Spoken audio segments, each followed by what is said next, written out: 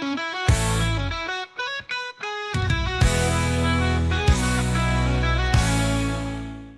ini saya akan melakukan perbincangan dengan beberapa kepala sekolah terkait pengambil keputusan berbasis nilai-nilai kebajikan. Dan yang pertama saya akan melakukan perbincangan dengan Bapak Nanang Kurniawan selaku Kepala Sekolah SDN Widoko. Assalamualaikum warahmatullahi wabarakatuh. Bagaimana kabarnya hari ini? Waalaikumsalam warahmatullahi wabarakatuh. Apa nih tanda hari ini? Ini Pak, saya mempunyai tugas Pak, karena saya selaku CGP Angkatan 11 Pak, mempunyai tugas untuk melakukan wawancara Pak atau perbincangan dengan Bapak terkait pengambilan keputusan berbasis nilai-nilai kebajikan itu Pak. Oke, misalnya tanda Terima kasih Pak. Ini Pak yang pertama, pertanyaan yang saya ajukan ke Bapak, bagaimana Bapak dapat mengidentifikasi kasus-kasus yang merupakan dilema etika ataupun didikan moral itu Pak? untuk mengidentifikasi dari etika ataupun moral, pertama dari etika itu adalah kasus-kasus yang kedua-duanya memiliki kebenaran, memiliki nilai-nilai kebajikan. Untuk pendidikan moral itu lebih gampang lagi karena secara regulasi ataupun aturan itu salah, sehingga kita bisa menilai bahwa ini adalah salah. Seperti itu kan. Kemudian Pak, pertanyaan selanjutnya, bagaimana Bapak menjalankan atau mengambil keputusan di sekolah yang Bapak pimpin, terutama untuk kasus-kasus di mana ada dua kepentingan yang sama Pak. Kemudian sama-sama mengandung nilai kebajikan gitu Pak. Untuk pengambilan keputusan yang keduanya memiliki kebenaran yang sama, ya sama-sama mengandung nilai-nilai kebajikan. Jadi ditentukan bagaimana masalahnya dilibatkan siapa ya. Tentu kalau misalkan peserta didik, kami akan mengidentifikasi dulu masalah tersebut. Bagaimana kedepannya siswa tersebut, misalkan kalau ini ya melibatkan siswa, tentu akan saya memprioritaskan masukan siswa itu untuk kasus-kasus yang memang memiliki nilai kebajikan bangsa itu tadi. Jadi mengidentifikasi dulu ya Pak ya, permasalahan siswa ataupun permasalahan personal dulu ya. Kemudian yang pertanyaan selanjutnya Pak, langkah-langkah atau prosedur seperti apa yang bisa Bapak lakukan selama ini? Tadi Ya, nyambung dengan langkah-langkah langkah-langkah biasa yang dilakukan khususnya yang berhubungan dengan peserta didik. Itu pertama kita identifikasi misalnya panggil peserta didiknya, apa yang melatar belakangi sehingga terjadi kasus tersebut. Kemudian apa dampaknya ke depannya bagi masa depan peserta didik tersebut. Jadi mempertimbangkan raya keputusannya karena ini kan kasusnya peserta didik itu seperti itu kan ya. Kemudian hal-hal apa yang selama ini Bapak anggap efektif dalam mengambil keputusan dalam kasus-kasus ini? Untuk kasus-kasus dalam kita tentu kita akan melakukan dialog dengan peserta didik tersebut. Kemudian kita bisa memanggil orang tuanya untuk mengetahui lebih lanjut apa sih yang terjadi di dalam keluarganya, apakah ada sesuatu kebutuhan yang memang belum tercukupi sehingga kita bisa tahu masalahnya apa. Jadi diidentifikasi Pak ya terkait dengan permasalahan. Kemudian hal-hal apa saja yang selama ini merupakan tantangan dalam mengambil keputusan pada kasus-kasus di Amerika? Tantangan terbesar adalah menghadapi itu khusus kasus-kasus di Amerika adalah solusi terbaik karena ya karena bagaimanapun kasus-kasus seperti ini memiliki nilai-nilai kebajikan yang sama, sehingga kita harus cari benar-benar solusi yang terbaik sehingga meminimalisir masalah yang jadi yang akan datang. Jadi solusinya ya Pak ya yang dititik berat. Kemudian pertanyaan selanjutnya, apakah Bapak memiliki sebuah tata cara ataupun jadwal tertentu dalam menyelesaikan masalah dilema etika? Apakah Bapak langsung menyelesaikan di tempat atau memiliki sebuah jadwal untuk menyelesaikan? Kemudian bentuk atau prosedur seperti apa yang Bapak lakukan? Untuk pertanyaan ini tentu bagaimana masalah tersebut. Kalau masalah tersebut misalkan mampu diselesaikan pada hari itu, akan diselesaikan pada hari itu. Kalaupun tidak bisa diselesaikan dalam hari itu, tentu kita akan membuat jadwal tertentu supaya bisa diselesaikan dengan melibatkan berbagai pihak. Jadi ada istilah yang mengatakan lebih cepat lebih baik seperti itu, tetapi tidak menggunakan nilai-nilai. Kemudian adakah seseorang atau faktor-faktor yang selama ini mempermudah atau membantu Bapak dalam mengambil keputusan dalam kasus-kasus di rumah kita? Tentu ya pasti ada seseorang ataupun tim yang membantu saya ya. di sekolah. Kita bisa melibatkan kita kepada saya, guru-guru ataupun staf pegawai lainnya untuk mempermudah mengatasi kasus-kasus yang seperti itu. Kemudian dari semua hal yang telah Bapak sampaikan, pelajaran yang dapat Bapak petik dari pengalaman, Bapak mengambil keputusan dalam etika seperti apa?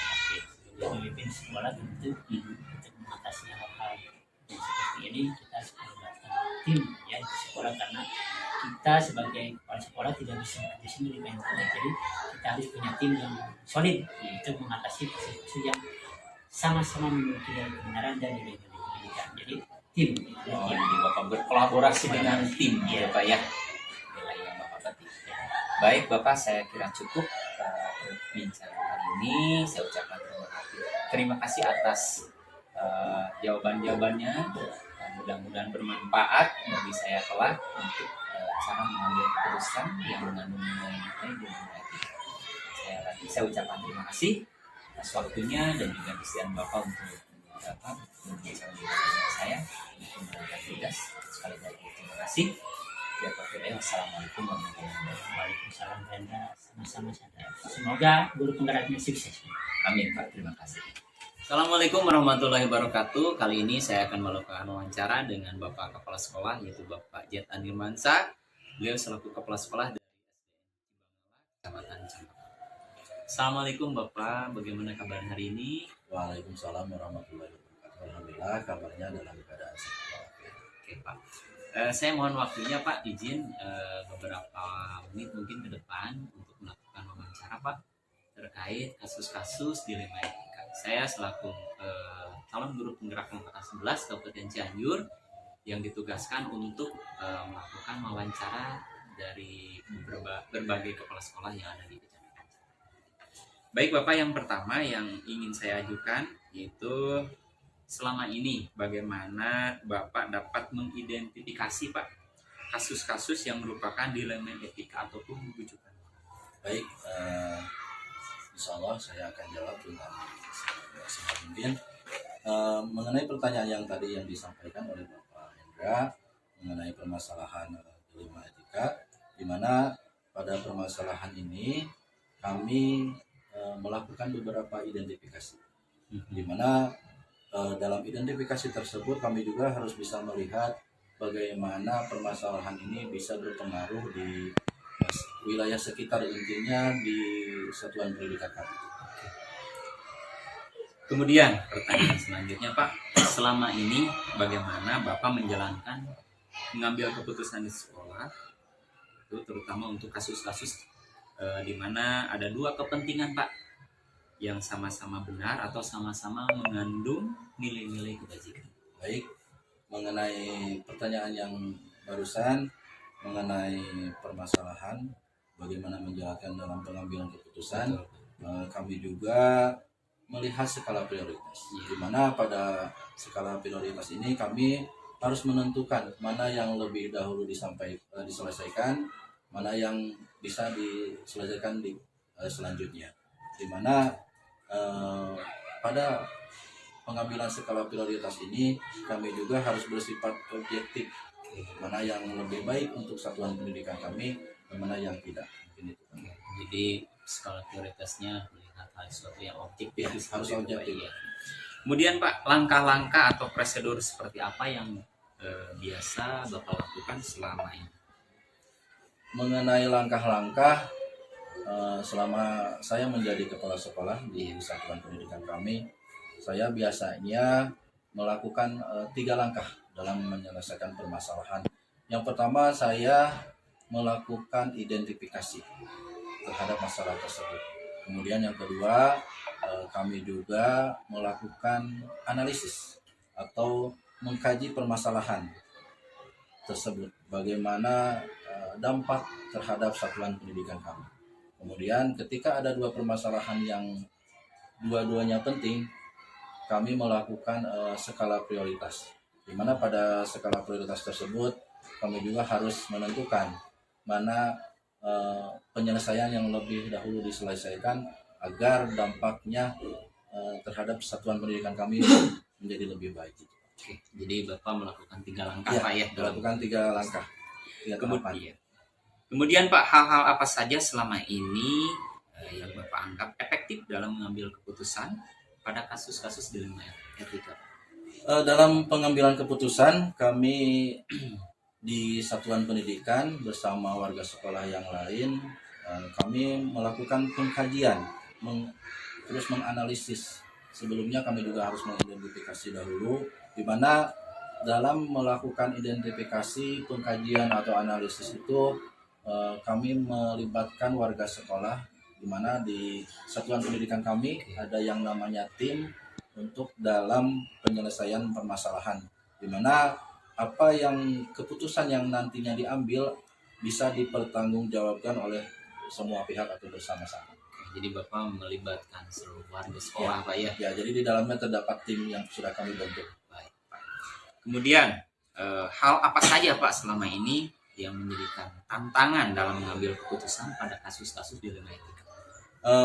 Begini Pak, selama saya menjadi kepala sekolah di satuan pendidikan kami, tentunya dalam pengambilan keputusan ada yang namanya pro kontra, di mana dalam pro kontra ini kami tetap harus mengambil keputusan atau mencari solusi, walaupun ada beberapa pihak yang kurang menyetujui dalam pengambilan keputusan tersebut.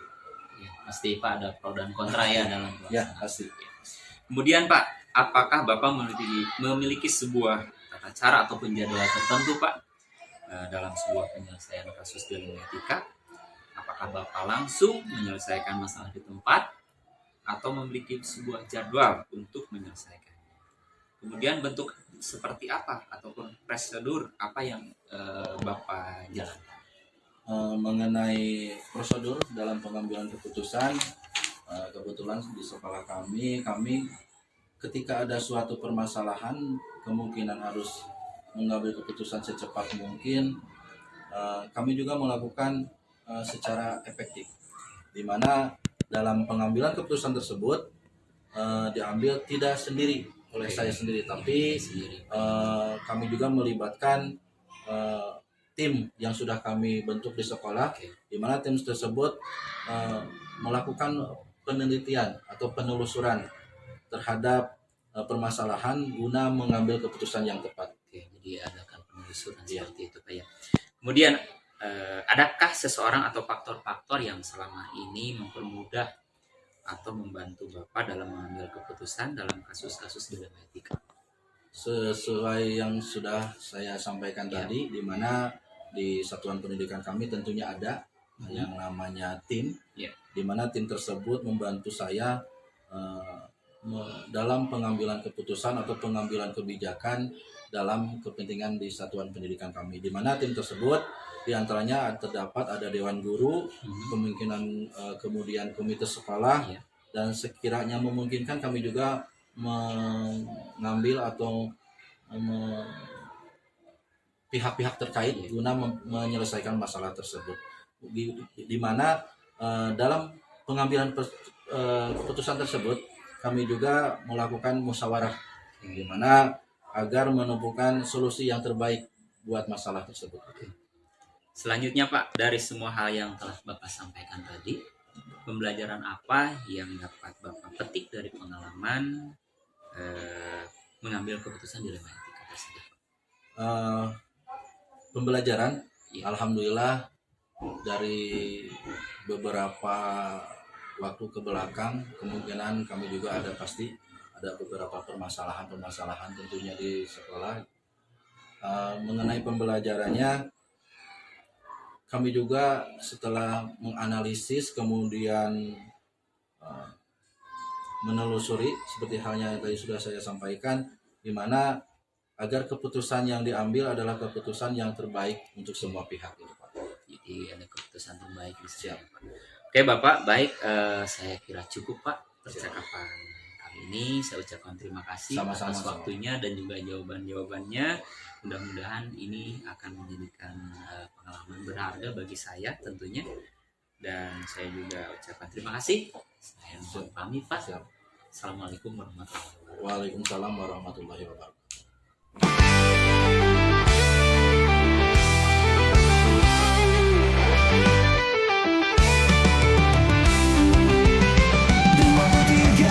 Satu, kita belajar mengambil keputusan dengan bijaksana. 4, paradigma menjadi